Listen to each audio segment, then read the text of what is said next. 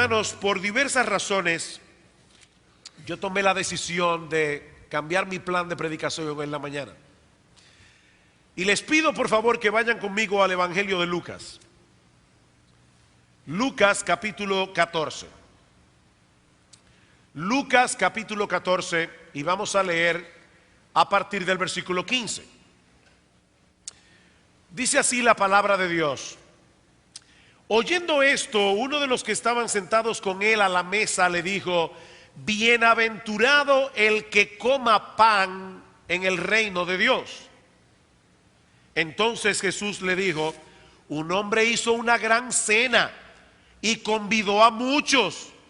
Y a la hora de la cena envió a su siervo a decir a los convidados: venid, que ya todo está preparado. En aquellos días primero se enviaba un siervo que invitaba al banquete: el sábado tal, en la casa del Señor tal, habrá una cena y usted está formalmente invitado. Pero el sábado en la mañana, el día del banquete, los siervos eran enviados de nuevo a recordar la invitación. Y eso es lo que está pasando aquí. Y a la hora de la cena envió a su siervo a decir a los convidados: venid, que ya todo está preparado. Y todos a una comenzaron a excusarse. El primero dijo: he comprado una hacienda y necesito ir a verla, te ruego que me excuses. Otro dijo: he comprado 5 yuntas de bueyes y voy a probarlos, te ruego que me excuses. Y otro dijo: acabo de casarme y por lo tanto no puedo ir. Vuelto el siervo hizo saber estas cosas a su señor, y entonces, enojado, el padre de familia dijo a sus siervos: ve pronto por las plazas y las calles de la ciudad y trae acá a los pobres, los mancos. El texto griego, y esto es muy importante, dice los lisiados, los cojos y los ciegos. Y dijo el siervo: Señor, se ha hecho como mandaste y aún hay lugar. Dijo el Señor al siervo: ve por los caminos y por los vallados y fuérzalos a entrar para que se llene mi casa, porque os digo que ninguno de aquellos hombres que fueron convidados gustará mi cena. ¿Qué tenemos aquí? Tenemos una parábola. ¿Y qué es una parábola? Bueno, la palabra parábola viene del griego para, que significa lado de, volé, que significa echar. Es algo que se coloca detrás de otra cosa para compararla. Una parábola es una historia a través de la cual el Señor, a manera de comparación, quiere darnos una lección espiritual. Ahora, yo quiero advertirle algo a los miembros de Iglesia Bíblica del Señor Jesucristo y a todos los cristianos que están aquí, porque fácilmente nosotros podemos escuchar esta parábola y pensar: ay, qué bueno, el pastor va a traer hoy un mensaje evangelístico. Bueno, si lo que tú quieres decir es que yo voy a estar predicando el evangelio, tienes razón, pero este mensaje es para ti, así como para todas las personas que están aquí. Pero por favor, no se desintonicen. Este es un mensaje del evangelio para ti, como para todos los que están aquí. ¿Cuál es la enseñanza o la historia que Cristo nos relata aquí? Bueno, que un hombre que evidentemente era rico, porque dice que hizo una gran cena y que invitó a muchos. Últimamente, cada vez que se lee una invitación a bodas, se dice: hermanos, aquellos que recibieron la invitación son los que pueden ir a la recepción. Y ustedes entienden, las cosas no están como para hacer una recepción muy grande, porque una recepción grande cuesta dinero. Así que evidentemente este hombre era rico, hizo una gran cena e invitó a muchas personas. Ahora, también era un hombre bueno. Él quería que la gente participara de su cena. Él quería que más y más personas pudieran beneficiarse del banquete. Pero cuando llegó el día de la cena y los siervos comenzaron a avisar a los convidados que ya la cena estaba preparada, todos comenzaron a presentar excusas. Y el dueño de la casa, el amo, el hombre que había preparado la cena, enojado, le dijo a sus siervos: vayan a las plazas, a las calles de la ciudad, para que traigan a otro grupo de personas a participar de su cena. Y aquellos que fueron originalmente invitados no tendrán ese privilegio. Eso es básicamente la historia. Ahora, ¿qué nosotros podemos aprender de esta historia? Yo quisiera traer a vuestras mentes y corazones, mostrarles tres cosas que yo veo aquí en este pasaje. Y la primera es la naturaleza del reino que Cristo vino a ofrecer. Noten que en el versículo 15, cuando Cristo viene hablando en el pasaje anterior acerca del reino, alguien le dice: bienaventurado el que coma pan en el reino de Dios. Así que definitivamente Cristo está hablando aquí de su reino. Y Él nos presenta a través de esta parábola, a través de esta historia, cuál es la naturaleza de su reino. Y hay al menos dos ideas aquí que vienen de inmediato a nuestras mentes por el hecho de que Cristo compare su reino con un banquete, que es la palabra original que aparece aquí, un banquete. La primera idea que viene a nosotros es la de una celebración gozosa. La figura de un banquete nos habla de una celebración, nos habla de una celebración y de gozo. Cuando usted es invitado a un banquete, no es con el propósito de calmar su hambre, ¿verdad que no?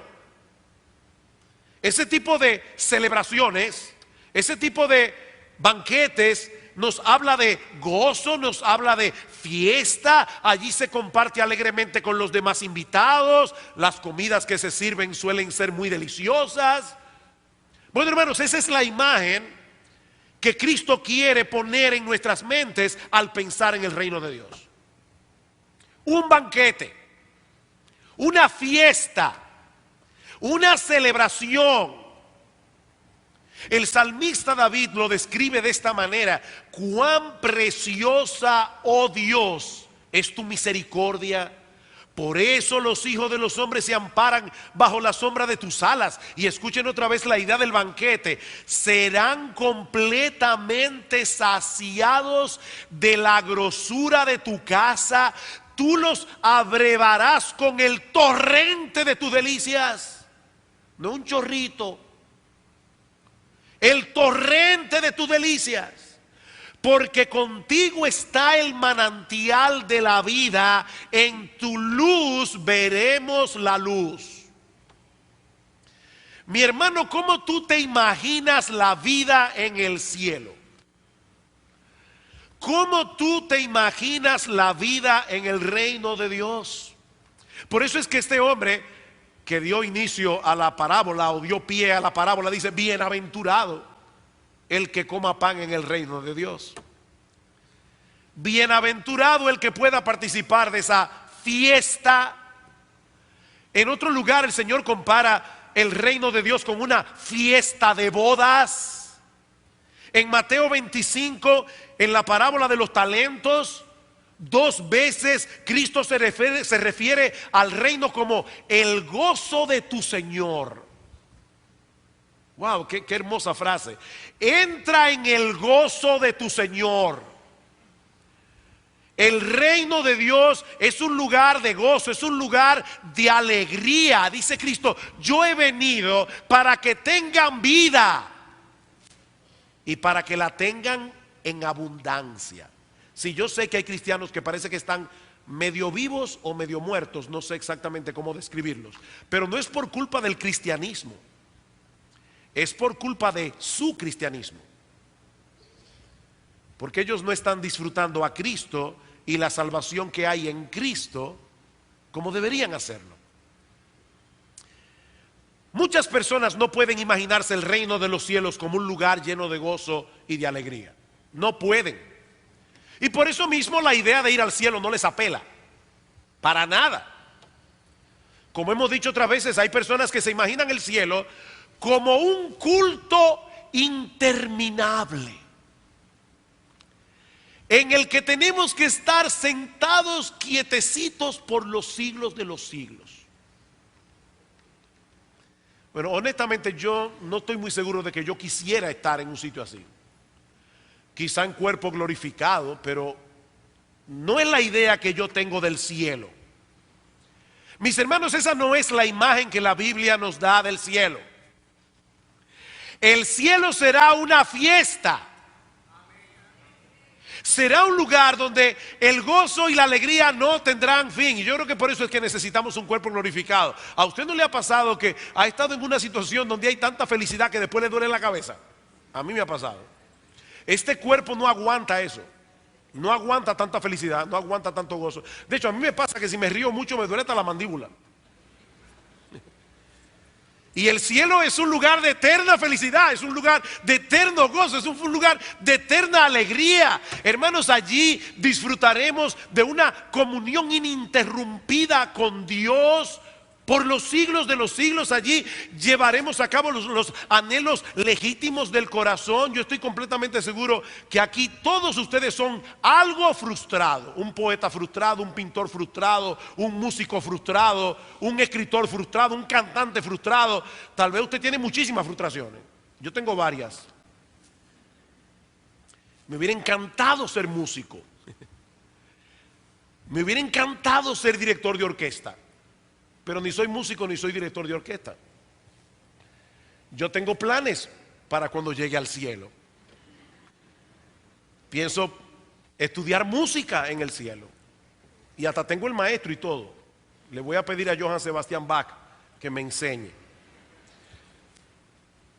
Hermanos, el cielo no es un lugar etéreo. Es un lugar concreto. Así, concreto, como esto que está aquí, concreto. Y allí no habrá frustración, porque tendremos toda la eternidad para aprender y para seguir mejorando. Y es un lugar increíble el cielo. Ahora, esta figura no solamente nos habla de celebración, de gozo, de alegría, de comunión, también nos habla de privilegio. Es un privilegio ser invitado por alguien importante a un banquete. Me invitó fulano. ¿Sabe qué?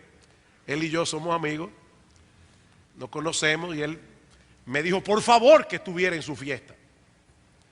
Bueno, nosotros fuimos invitados por el Dios del cielo. Nosotros tenemos ese privilegio. Vamos a estar en ese grupo de bienaventurados que no solamente van a comer pan en el reino de Dios.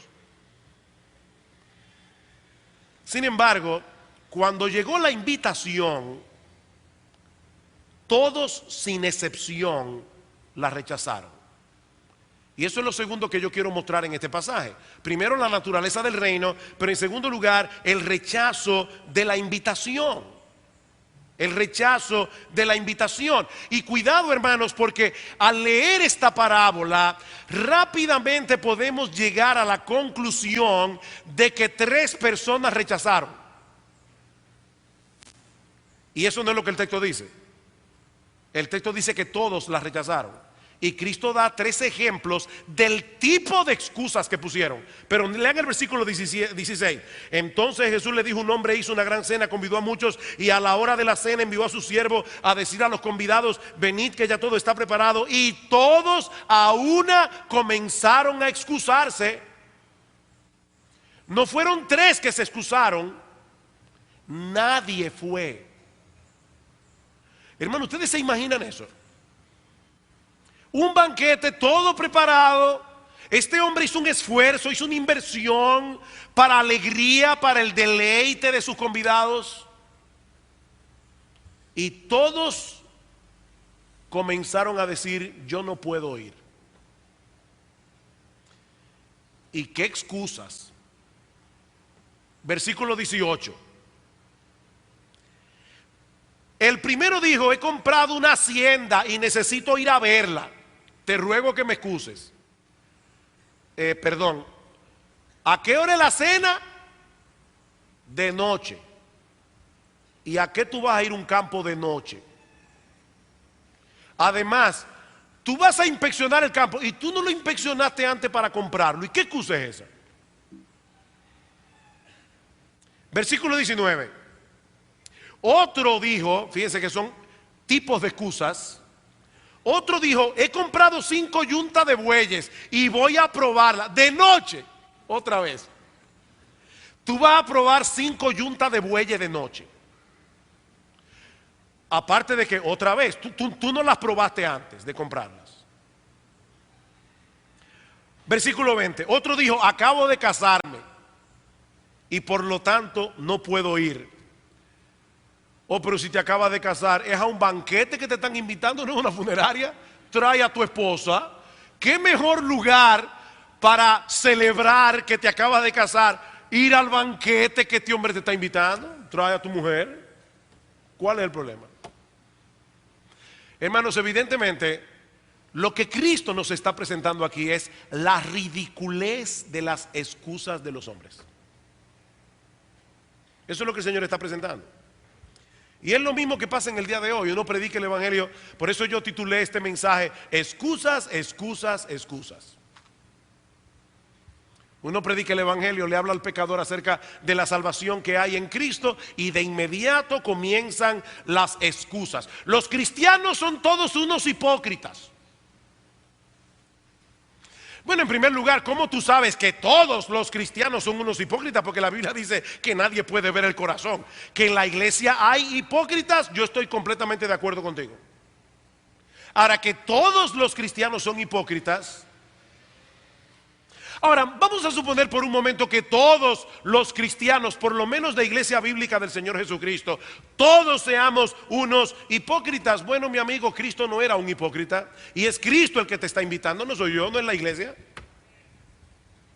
Vamos a suponer que todos los cristianos de esta iglesia fuéramos unos hipócritas. Eso no elimina el problema que tú tienes con Dios. Algún día te vas a presentar delante de su presencia, vas a darle cuenta por tu vida, por tus pecados. ¿Qué tú le vas a decir? Señor, yo no acepté el Evangelio porque en iglesia bíblica del Señor Jesucristo todos los miembros eran unos hipócritas. ¿Tú crees de verdad que el Señor va a aceptar esa excusa? No, el problema mío es, pastor, que yo tengo planes de gozar mi vida ahora para convertirme después. Eso es como el niño que está en la clase de escuela dominical, están hablando acerca del rico y Lázaro, y entonces la maestra pregunta: niños, ¿con quién ustedes quieren asemejarse? ¿Con Lázaro o con el rico? Y un niño sabiamente respondió: con el rico en vida y con Lázaro después de muerto. No, pero no se puede, ¿con el rico o con Lázaro? Una de las dos. Una de las dos.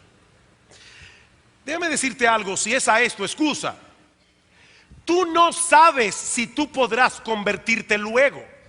Recuerda, mi amigo, que hay una línea que uno no conoce, que cuando uno la pasa, Dios dice: hasta aquí llegaste.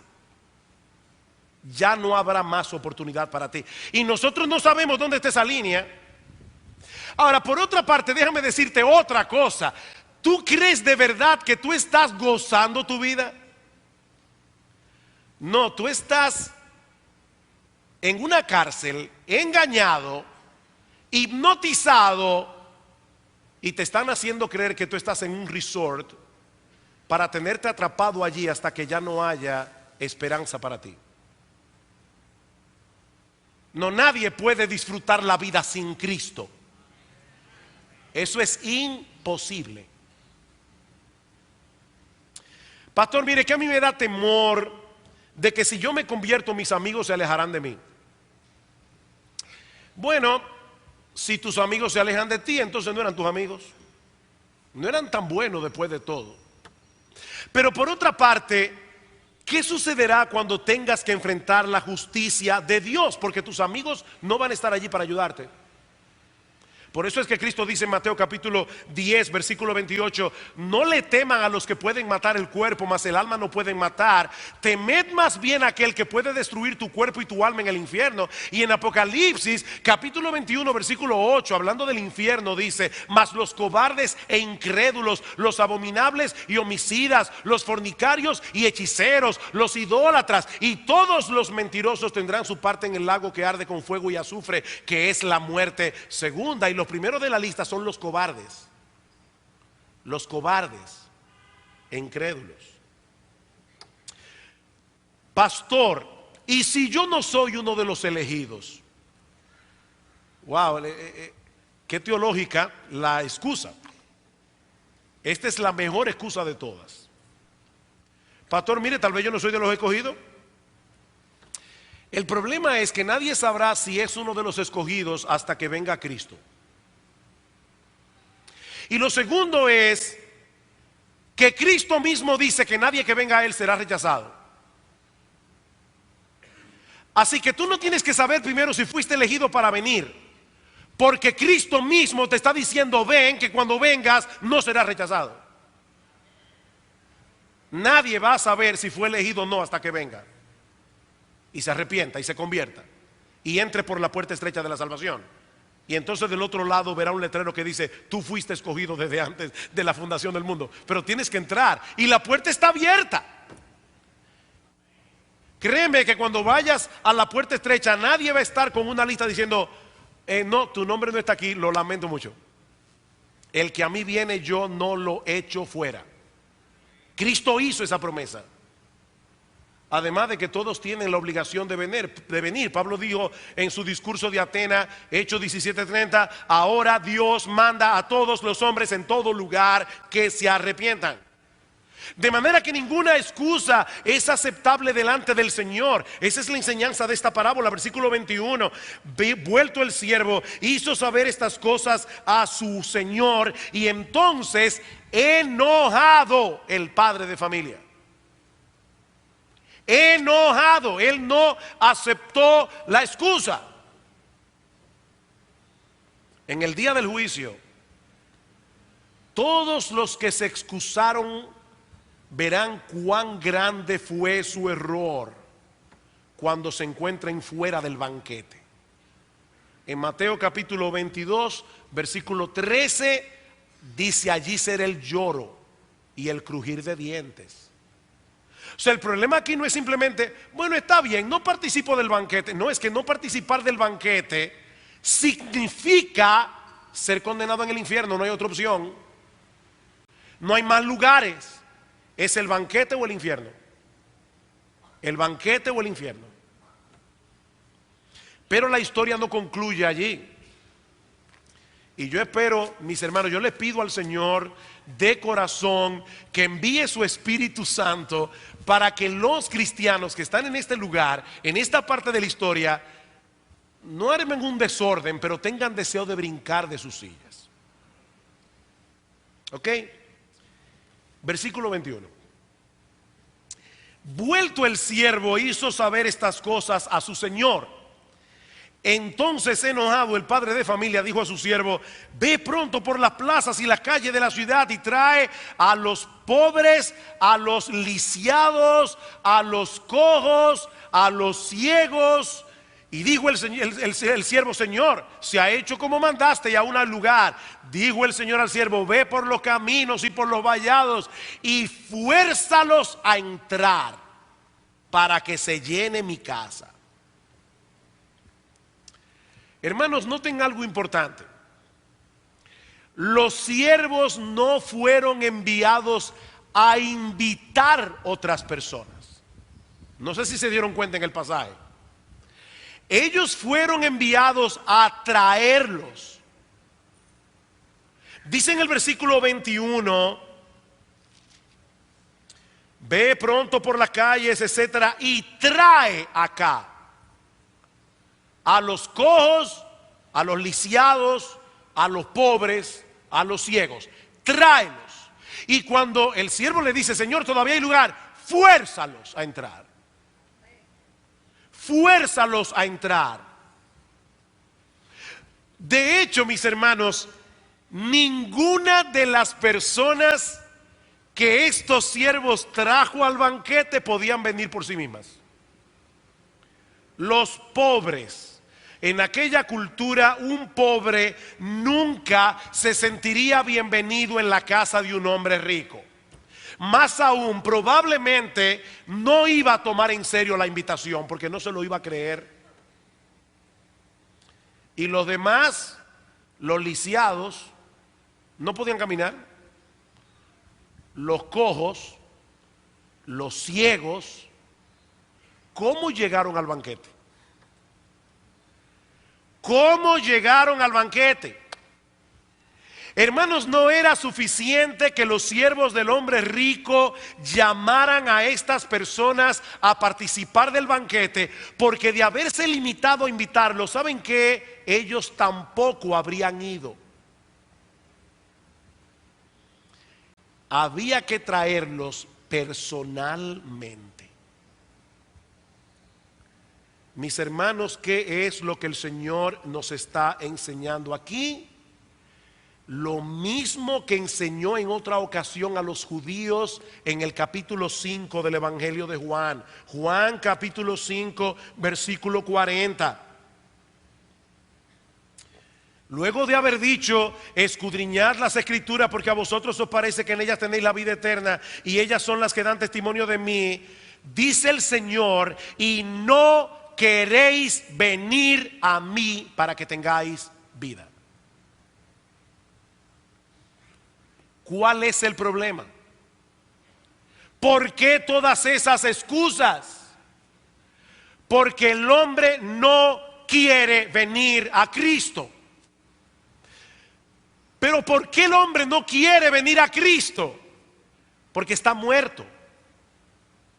Noten otra vez el texto. No queréis venir a mí para que tengáis ¿qué? Vida.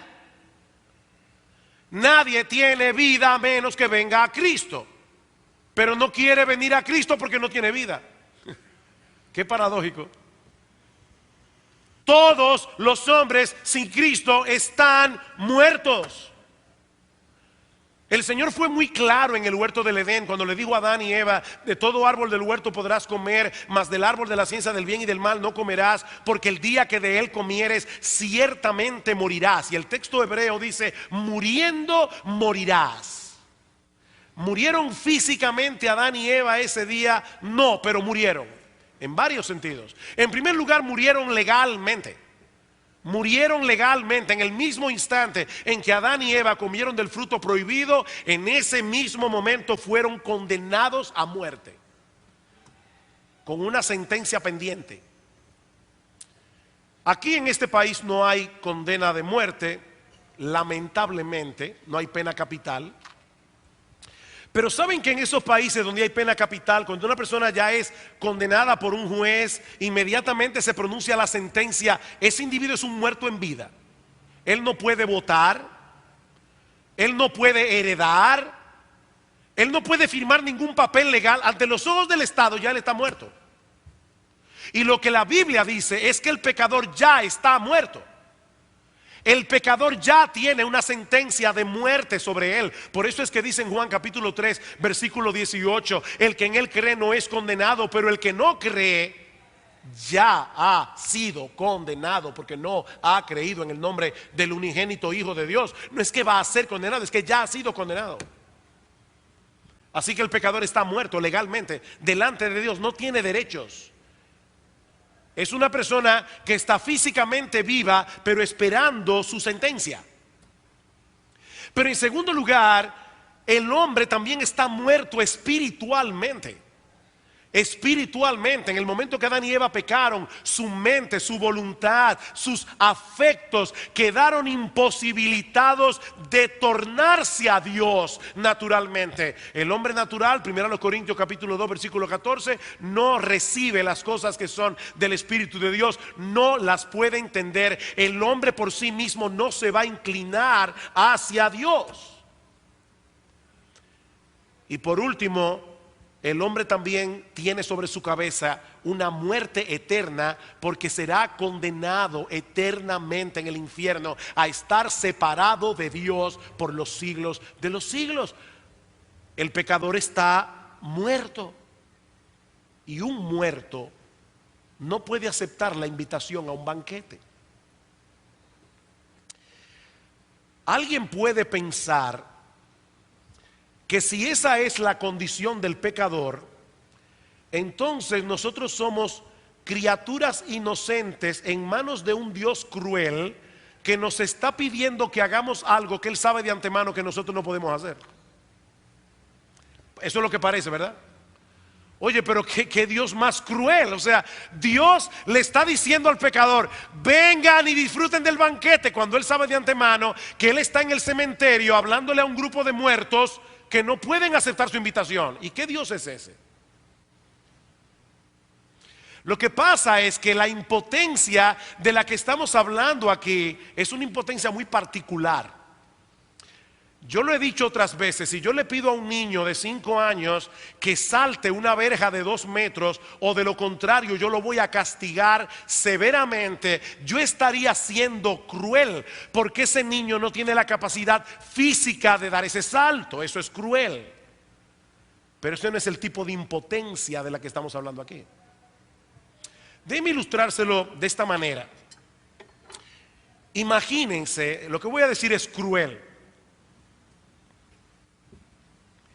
que tú le dices a una madre que tiene a su niño de 5 meses cargado en el brazo: apuñala a tu hijo, métele un puñal en el corazón, mátalo. Esa madre te va a decir: yo no puedo hacer eso, ¿verdad que sí? Que tú no puedes hacer eso. Claro que tú puedes. Mira, el cuerpo del niño es muy débil todavía. Tú tienes la fuerza física para apuñalearlo. Y créeme, el niño no se va a defender. Claro que tú puedes apuñalearlo. ¿Qué te va a decir la madre? No, yo no puedo. Ella físicamente puede, pero no puede. Este es otro tipo de impotencia, ¿verdad que sí? Es una impotencia moral. Esa es la impotencia del pecador. No es una impotencia física.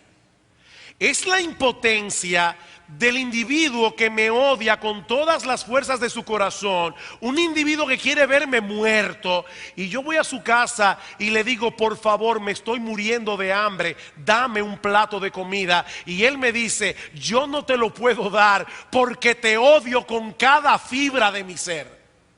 Es otro tipo de impotencia. La razón por la que el pecador no quiere venir a Cristo es una impotencia moral que lo hace más culpable. Es porque él no quiere a Dios.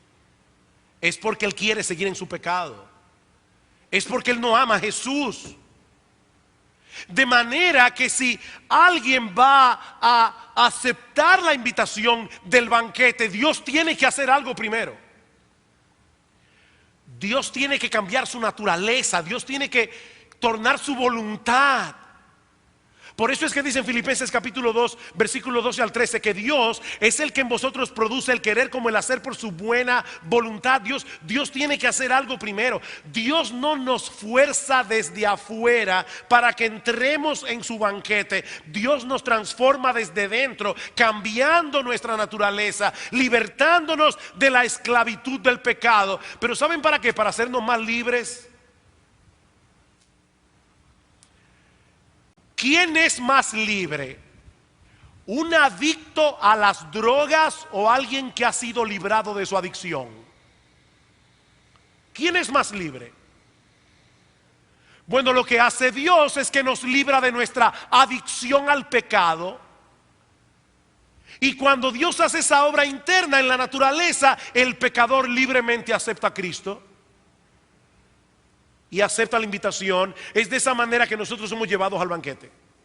Por eso más adelante en Juan capítulo 6 dice en el versículo 44: ninguno puede venir a mí si el Padre que me envió no le trajere. Ninguno, hermano, puede venir a mí. Esta es la parábola, esta es la explicación. Permítanme traer ahora 2 aplicaciones. A los creyentes que están aquí, hermanos, nosotros no somos mejores que nadie. Nosotros éramos esos pobres, lisiados, cojos, ciegos, que de ninguna manera hubiésemos podido participar del banquete. Pero Dios, en su bondad, en su amor, en su misericordia, sabiendo de antemano que ninguno de nosotros iba a querer, sabiendo de antemano que todos nosotros lo íbamos a odiar, sabiendo de antemano que todos nosotros íbamos a poner excusas para participar en el banquete, Dios, en su amor y en su misericordia, desde antes de la fundación del mundo, escogió por nombre a un grupo inmenso de personas de todo pueblo, de toda tribu, de toda lengua, de toda nación, y entre esos nombres estaba el tuyo. ¡Wow! O sea, Dios en la eternidad, Dios dijo: yo quiero que Sugel Michelén sea salvo. Señor, ¿y por qué si Sugel Michelén es tan depravado, es tan pecador, es tan indigno como cualquier otra persona? Por el puro afecto de mi voluntad. Yo tendré misericordia del que yo tenga misericordia y me compadeceré del que yo me compadezca. Así que no depende del que quiere ni del que corre, sino de Dios que tiene misericordia. Ese pasaje de Romanos 9 es increíble. Pablo está discutiendo con un antagonista imaginario y Pablo dice: y me dirás, ¿hay injusticia en Dios? Injusticia. ¿Y quién está hablando de justicia aquí? Cuando tratamos el tema de la salvación, no es de justicia que estamos hablando, es de misericordia. Hermanos, a veces nosotros nos imaginamos la humanidad como un grupo de personas que tuvo un accidente. Venían dos autobuses, chocaron en una intersección, están todos graves, y vino un médico que tiene la pericia y tiene el tiempo para salvarle la vida a todos. Y dijo: no, pero mira, yo voy a salvar a este y a este no, a este y a este no. Él se pone a jugar con una margarita. Me quiere, no me quiere, me quiere, no me quiere. Yo voy a salvar a lo más bonito. Este bien, salvo. A este lo voy a dejar muy feo, que se muera. Pero eso no fue lo que hizo Dios. Dios no llegó a la escena de un accidente. Dios llegó a un tribunal donde se estaba juzgando a un grupo de asesinos en serie. Todos eran culpables y Dios, de pura gracia, por misericordia, dijo: voy a salvar a este y a este y a este, y yo mismo voy a cumplir la condena que ellos merecen. Y Pablo dice: justicia, misericordia, misericordia. Hermanos, nosotros estábamos lisiados, ciegos, cojos. Hubo que llevarnos cargados a Cristo, porque de lo contrario no habríamos ido. Por eso yo le decía al principio que yo le oraba al Señor que todos los cristianos que estamos aquí salgamos de este lugar de verdad lleno de pasión por el Señor. ¿Y qué respuesta nosotros podemos darle a un amor así? Me encanta como lo dice Isaac Watts: cuán solemne y dulce aquel lugar donde mora Cristo el Señor. Solemne y dulce. Allí de sus manjares Él despliega lo mejor. Banquete rico, el corazón admirado clama así: ¿por qué, Señor? ¿Por qué será que me invitaste a mí?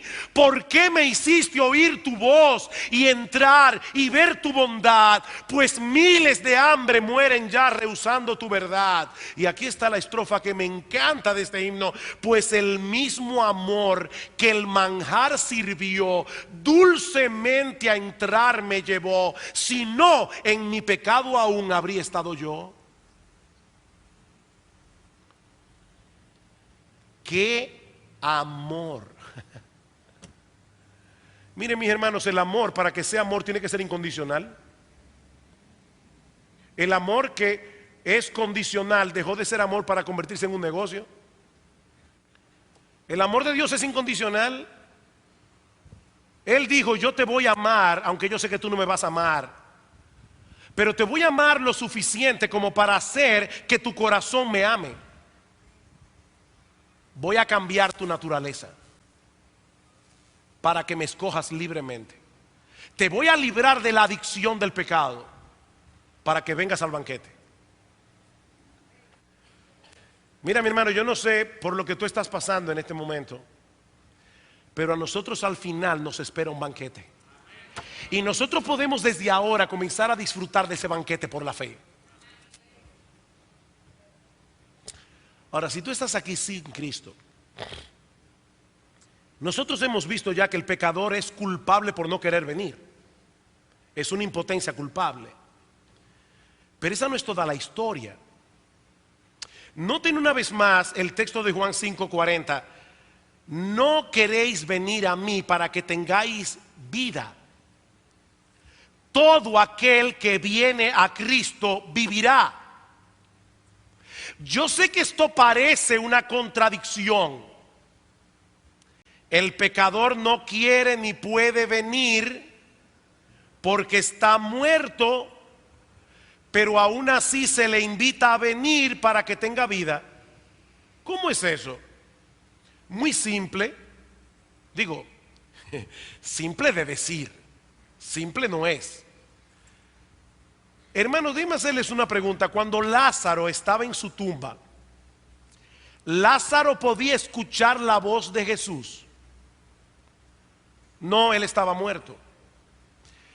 Pero la voz de Jesús es una voz poderosa. Y cuando Jesús dijo, Lázaro, ven fuera, su voz le dio vida y la capacidad de salir. Bueno, mi amigo, si tú estás aquí en esta mañana y te estás exponiendo al evangelio que yo estoy predicando imperfectamente, así como lo estoy predicando, la voz de Cristo se escucha a través del evangelio. Y esa voz de Cristo hace vivir a los muertos. Esa voz de Cristo hace vivir a los muertos. De manera que si tú estás allí sentado y tú sabes que eres pecador, y tú sabes que Cristo ofrece un banquete, y tú sabes que Él murió en la cruz del Calvario para hacer posible que tú puedas participar de ese banquete, tú no tienes que averiguar si tú fuiste escogido desde antes de la fundación del mundo. Ven a Cristo. Ven a Cristo. Cristo te está llamando hoy al arrepentimiento. Ven a Cristo. Ven a Cristo, tendrás vida. Cristo no te va a desechar porque Él no miente. Y Él dice, yo estoy llamando a todos al arrepentimiento y no voy a echar fuera a ninguno que toque a mi puerta. Ven a Cristo. Hay un viejo refrán que dice, desde que se inventaron las excusas, nadie queda mal. Ese refrán no se aplica aquí. Porque tú no vas a poder inventar ninguna excusa y en el día del juicio quedar bien. Ven a Cristo. Ven a Cristo. Pecador, ven a Cristo. Ven a Cristo hoy. Ven a Cristo ahora. Allí donde estás sentado, pídele a Cristo que te perdone. Pídele a Cristo que transforme tu corazón. Pídele a Cristo que tenga misericordia de ti. Pídele a Cristo. El que a mí viene, yo no lo echo fuera.